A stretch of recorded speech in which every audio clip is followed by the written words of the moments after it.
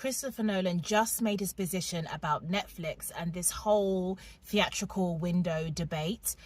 Variety magazine just reported, in response to Ted Sarando's support for a 45-day theatrical release, Christopher Nolan actually came out to say, well, there are encouraging noises, but that's not the same as commitments.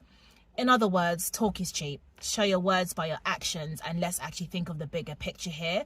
He goes on to say that the primary issue isn't actually theatrical window periods, but whether Warner Brothers wants to be a theatrical distributor or a streamer.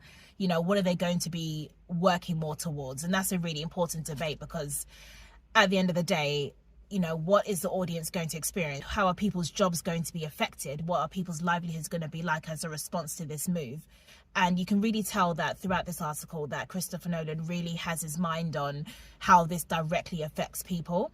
He is the president of the DGA, which stands for Directors Guild of America, and his eyes are on the people. As a very successful director himself and very pro cinema, you know, he wants to make sure that not only are people getting a good experience when it comes to film and the cinema and media content, but also the people working on these films, you know, the assistant directors and this production managers and the stage managers and everyone who works on creating all this content. He just wants to make sure that people's livelihoods are still in good balance, and you can tell his head is really in the right place about this. So do you agree with Christopher Nolan's stance, or is streaming the future regardless? Let me know.